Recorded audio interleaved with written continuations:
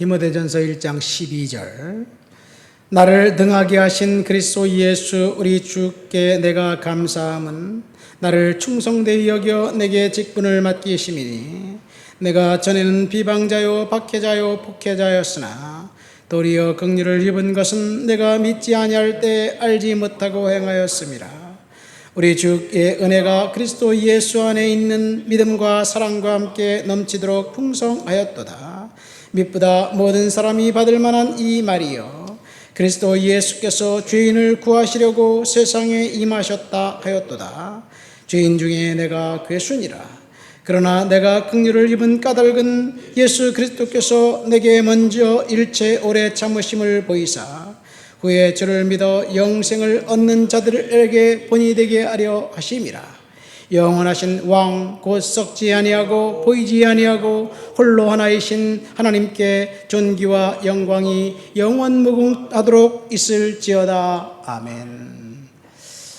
바울의 고백입니다. 내가 전에는 비방자요 폭행자요 이제 그 살인자였으나 긍휼을 입은 까닭은, 이렇게 이야기하면서 자신의 과거 그리스도를 알지 못했던 그런 엄청난 죄인 상태에서 구원받은 하나님의 자녀가 되었고, 이제 여기 보니까 12절에 보니까 나를 충성되이 여겨 내게 직분을 맡겼다. 직분 받은 사명자가 된 이유, 변화받은 이유를 오늘 본문은 이야기하고 있습니다. 오늘 본문을 통해서 사도 바울이 변화된 그 변화의 직접적인 이유는 긍휼과 은혜였습니다. 여러분, 이 세상에 사람을 변화시킬 수 있는 그것이 무엇일까요? 이 세상에 많은 것들이, 많은 제도들이 있습니다. 돈과 교육과 문화와 법과 스포츠와 이 각종 다양한 그 것들이 우리들 앞에 있습니다. 그런 것들을 행함으로 사람이 변화됐다. 무엇을 해야지 사람이 변화될까요? 돈을 많이 벌면, 공부를 많이 하면 변화될까요? 돈을 많이 벌고 공부를 많이 하면 변화되긴 변화되죠. 이상하게 변화되는 것이 문제이기 때문에 그렇습니다.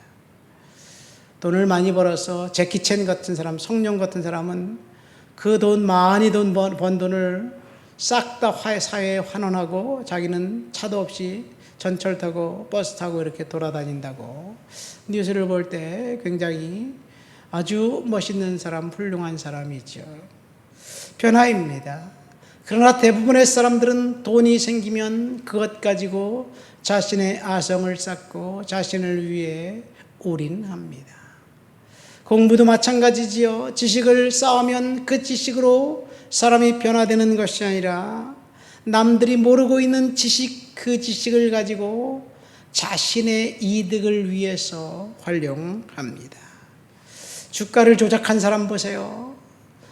주식에 대한, 금융에 대한 지식이 있기 때문에 남들이 모르는 것을 하면서 결국 사적 이득을 취하고 다른 사람을 속이고 빼앗고 주가를 조작하는 일을 가담합니다. 그러니까 이 세상에서 사람을 변화시키는 것은 오직 하나님의 말씀밖에 없습니다. 예수 그리스도를 만난 사람, 변화된 사람들이 너무나 많이 있습니다.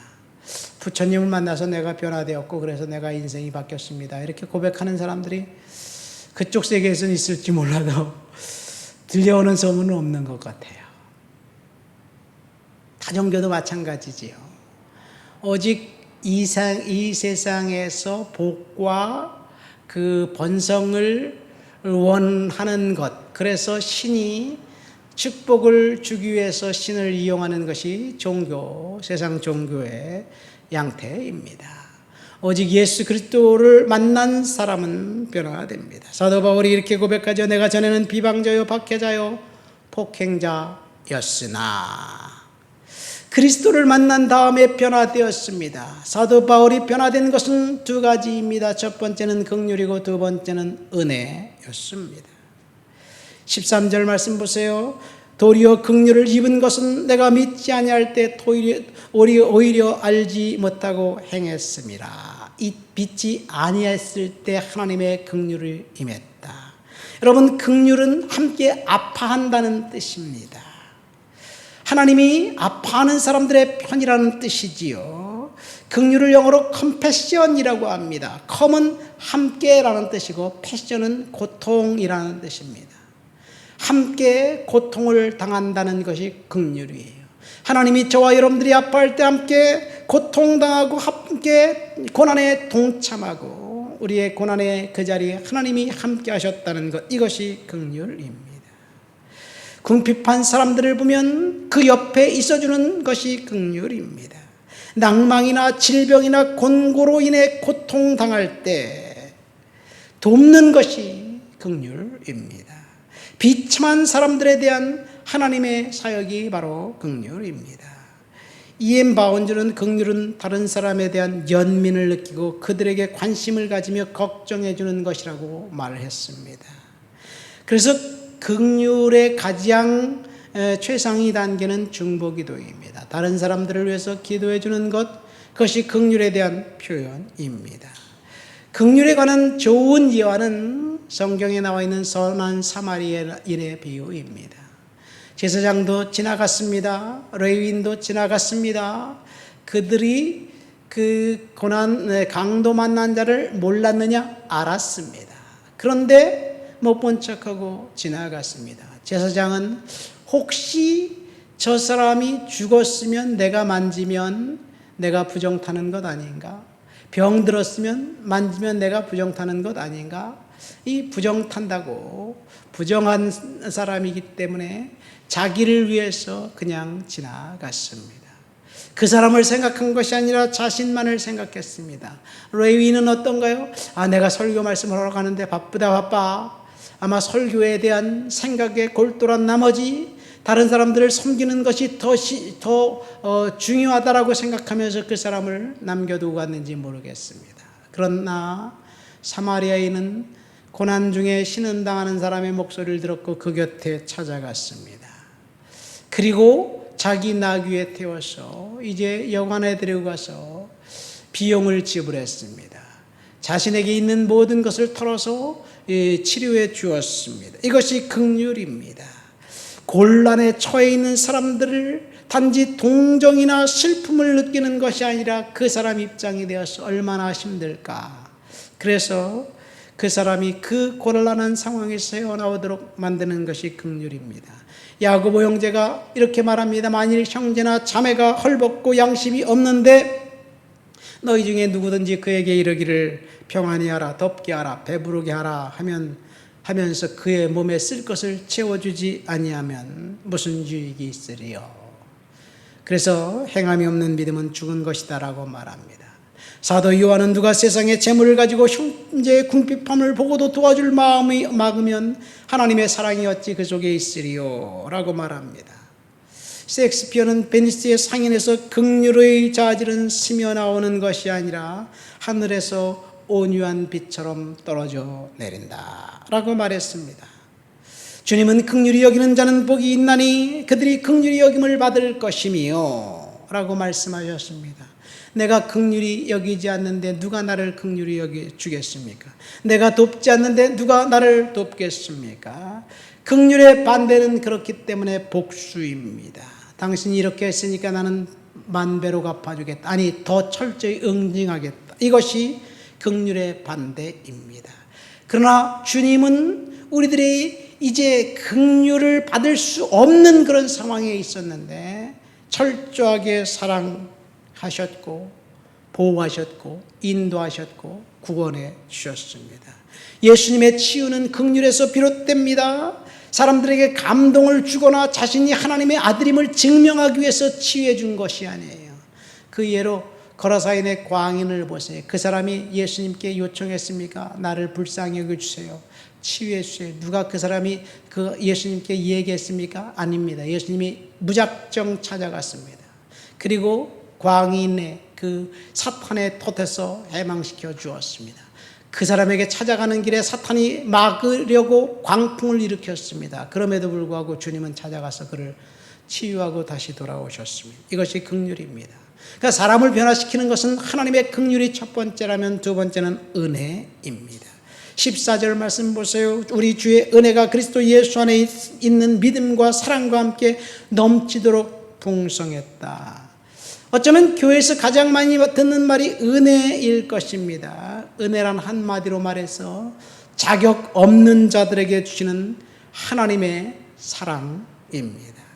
도저히 받을 수 있는 자격이 없는데 하나님이 주신 것입니다. 아니, 권리를 박탈하고 빼앗아야 마땅한데 박탈하고 빼앗지 않고 오히려 더 준 거예요.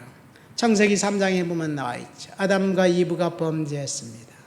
죽어야 하는데 하나님은 살려주셨습니다. 물론 영혼은 죽었지요. 인간이 죽을 수밖에 없는데 하나님이 살려주셨습니다. 이것이 은혜입니다. 창세기 3장 25절 뱀의 머리를 이제 여인의 후손이 상하게 할 것이다. 이것이 은혜입니다. 원시복음이죠. 여인의 후손 그리스도께서 오셔서 사탄을 멸할 때까지 하나님은 이제 뱀도 아담과 이브도 은혜를 베풀었습니다. 저주받아야 마땅한 상황 가운데 있는 상태에서 하나님이 사랑으로 역사하신 것이 은혜입니다. 그러니까 은혜는 사랑이 행동으로 나타난 것이 바로 은혜입니다. 우리가 받을 자격이 없음에도 불구하고 하나님이 주셨습니다. 이것이 은혜입니다. 저와 여러분들이 은혜를 통해서 그리스도 예수 안에서 구원받았습니다. 하나님의 자녀가 되었습니다. 천국을 소유했습니다. 이것이 은혜입니다. 사도 바울이 긍휼과 은혜로 인해서 구원받았고 사명자가 되었다고 이야기합니다. 말씀을 맺습니다. 변화는 은혜와 긍휼에서 출발합니다. 변화는 하나님께서 베풀어 주신 긍휼과 은혜 때문에 임한다는 사실을 사도 바울을 통해서 알게 되었습니다. 바울이 자신이 변화된 상황을 15절 16절에 이렇게 고백합니다. mit보다 모든 사람이 받을 만한 말이요 그리스도 예수께서 죄인을 구원하시려고 세상에 임하셨다 하였도다. 내가 죄인 중에 괴순이라. 그러나 내가 긍휼을 입은 까닭은 그리스도 예수 안에 내게 먼저 일체 오래 참을 보이사 후에 주를 믿어 영생을 얻는 자들에게 본을 되게 하려 하심이라. 죄인 중에 괴수, 비방자, 박해자, 폭행자였으나 하나님의 긍휼이 임해서 그를 일꾼으로 삼아 주셨습니다. 은혜와 긍휼은 마치 동전의 양면처럼 똑같은 뜻의 서로 다른 표현입니다. 은혜는 벌받아야 마땅할 어떤 사람이 하나님이 벌하지 않는 것을 말합니다. 긍휼은 공경을 하나님이 상상을 초월할 정도로 긍휼히 여기는 것을 말합니다. 우리에게 이 둘이 필요합니다. 하나님 아버지 감사합니다. 은혜와 긍휼을 오늘 허락해 주시옵소서. 믿음으로 은혜로 살아가도록 도와주시옵소서. 예수님의 이름으로 기도합니다. 아멘.